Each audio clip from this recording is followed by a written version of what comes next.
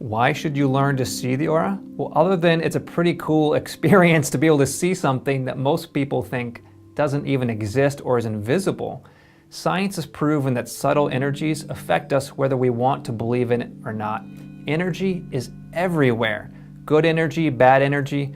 And if you can tune into energy and see it like the aura, then you can affect how this energy impacts you in your life. So here we go. Here's how to see the aura, and here's how to see it on someone else.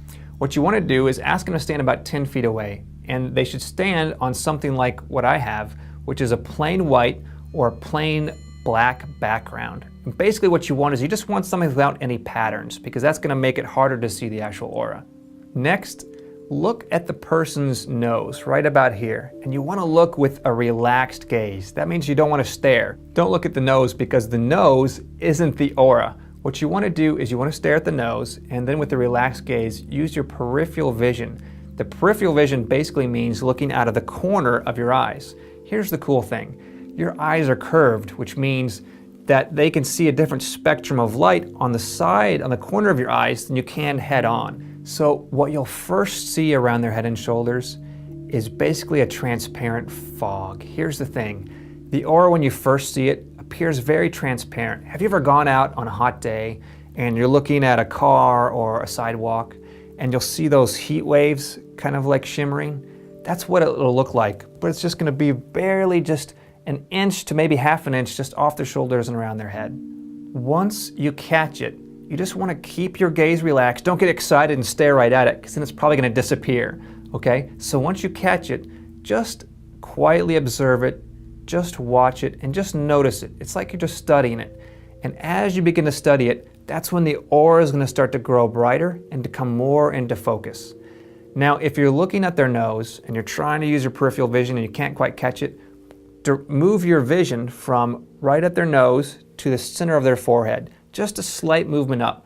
Sometimes just that slight movement is all it takes to just catch it just for the first time. Because what you're trying to do is just notice it, and once you notice it, just to stay on it until you can see that it changes just a little bit. Some people can see the aura right away, others take a few minutes.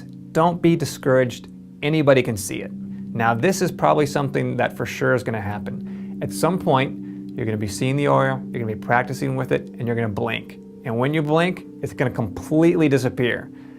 Don't panic. This happens to everybody. Here's the funny thing, is that your mind, your consciousness, is plugged into your brain and your body, right? Whenever you blink like that, it tells your consciousness to reset. So remember, because you're watching the aura, you're tuning into that frequency of energy. As soon as you blink, it drops you back down to where you were before. The more you practice, the less this is going to happen. But in the beginning, it is going to happen. It happens to everybody. Just practice and you'll get your way through it. Now let's say you're by yourself, and here's how to practice seeing your own aura.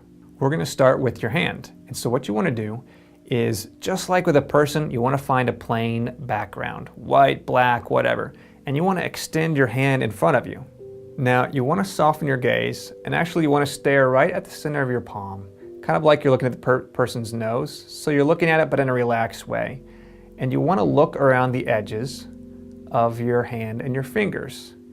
And ever so slowly, you want to start squishing your fingers together and then spreading them apart. And just see if you can notice an outline around your fingers. Just squish them together and then spread them apart.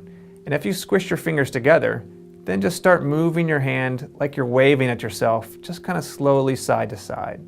And it's the same thing, just like with a person, is you're just trying to notice that faint outline first. And once you catch the outline, sometimes the movement helps, but once you catch that faint outline, you want to stop, and then you just want to, in a relaxed way, just focus on trying to bring the aura more into view. The movement is just trying to get the aura to move into just the right spot in your peripheral vision, and then sometimes you'll notice it just kind of pops right out.